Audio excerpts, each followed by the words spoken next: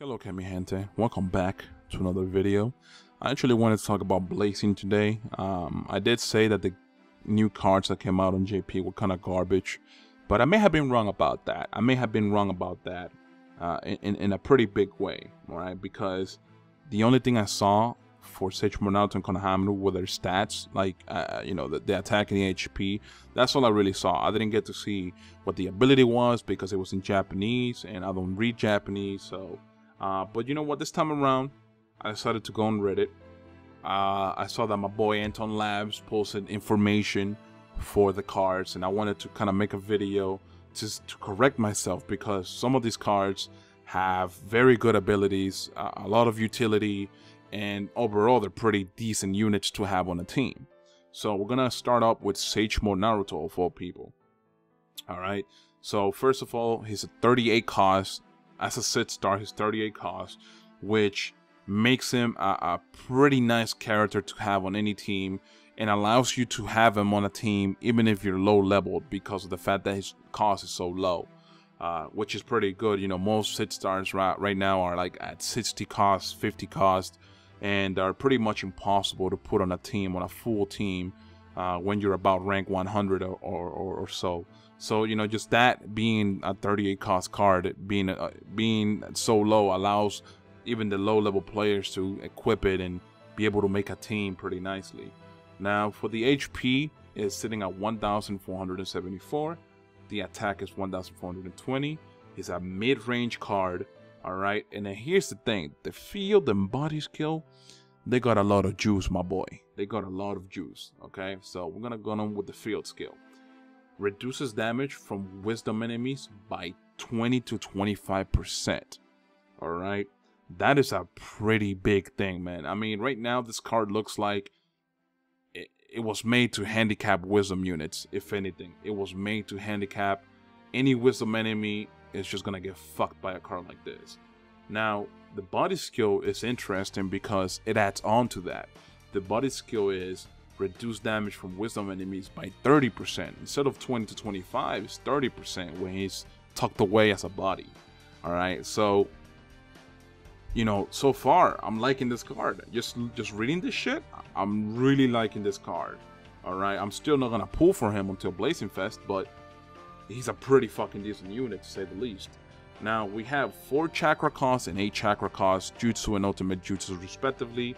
The regular jutsu does a ×4 multiplier with an 80% chance to slip damage for 5 turns, while the ultimate jutsu has a 10 times multiplier with, let's see, with a knockback effect. That's all it is. Now, if he fights against wisdom units, it's a ×12 multiplier instead of 10, which again, you know, this card is very heavily built on fighting against wisdom units.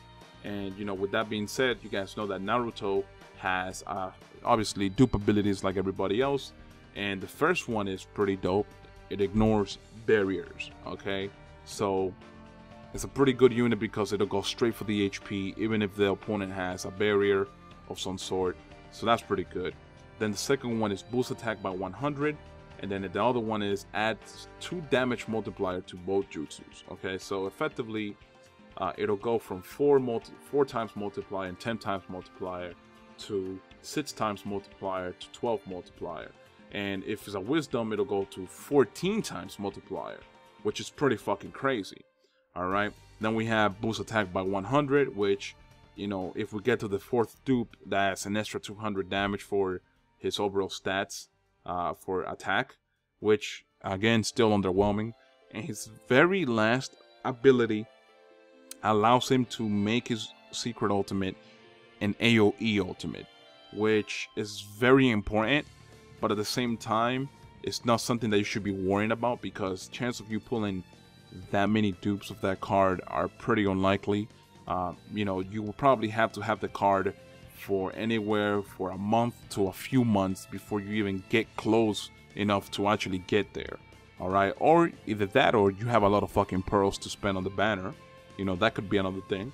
But I highly doubt it, right? You know, most of us don't have fucking pearls out the ass to get 5 dupes. But, you know, it's still on the table. If you manage to get the 5 dupes, it makes the ultimate jutsu an AoE, which is essential in a lot of cases, especially when you're doing things that require you to be a specific element, that is very useful. Now, we're gonna wrap up Sage Mode and move on to Konohamaru. We are gonna go back to Sage Mode because Konohamaru has an ability that kind of coincides with Sage Mode Naruto. But, you know, regardless, just start out.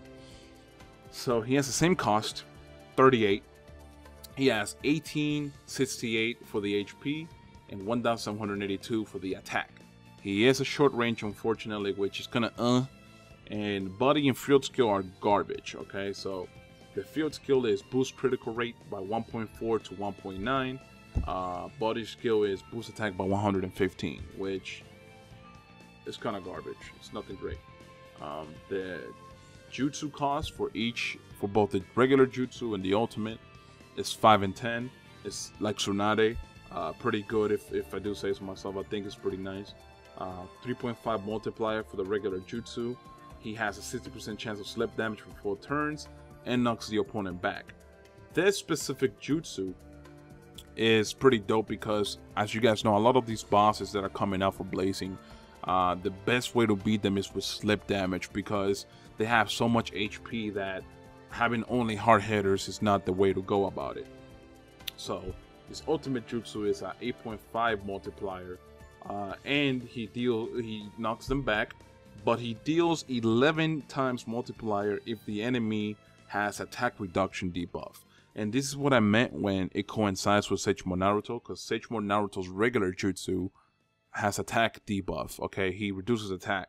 So basically, they're making it so you can use Sage Mode Naruto and Konohamaru together and kind of play alongside each other. And, you know, it's almost like, you know, and I'm only saying this because I've been playing Persona so much, but it's almost like Persona where, you know, party members can basically use tactics that help each other out and makes it easier to beat the boss. And that's what's going on with Sage Mode Naruto and Konohamaru here. You know, for example, if I were to use Sage Mode Naruto's regular jutsu and get somebody, let's say a boss with attack reduction, not only does that boss has attack reduction, but I can now deal extra damage with Konohamaru simply because he has that effect active. You know, that shit is pretty dope. So we're gonna move into Konohamaru's abilities, and then I'm gonna give my final verdict and maybe an apology because I did say a lot of fucked up shit. Not really fucked up, but you know, just ignorant shit is what I mean. Okay, so the first dupe ability for Konohamaru is Stand Status Ailment from Jutsus by 1 turn. Then the second one is Boost Attack by 100. The third one is Stand Status Ailment from Jutsus by 2 turns, okay?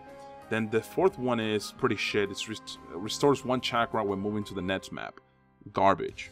But then the last one is it extends status ailment from jutsus by 3 turns. So essentially, if you match dupe Konohamaru, you're looking at, let me just count real quick, okay? You're looking at 10 turns of slip damage to an opponent if you match dupe him and you land the 60% chance of slip damage to an opponent.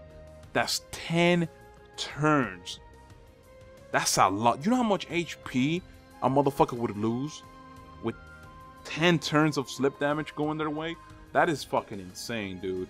And I'm gonna tell you guys right now, you know, I was wrong about these cards. I looked at only their attack and HP, and I was like, well, they're not worth my time. But once Blazing Fest comes out, hopefully I can pull them, because I'm actually saving my pearls so that way I can be able to pull more golds when I do Blazing Fest than if I do specific banners and whatnot.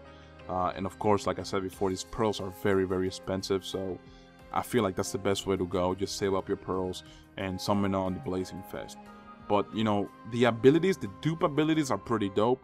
And it goes with what Mystic was saying, where it seems like the game is heading towards, you know, making the character great via dupes, as opposed to having B stats and whatnot.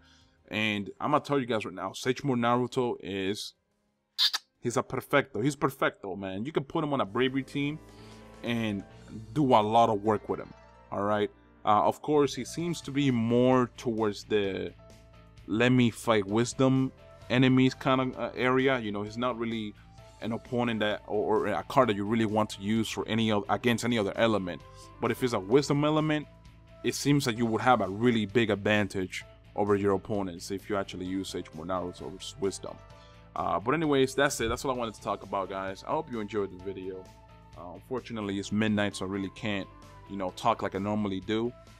But I wanted to come out with this video because I made a Storm 4 video basically shitting on these cards. And, you know, this is basically my way of not only educating myself, but, you know, correcting the bullshit that I said, right? But anyways, guys, I'm out. Peace.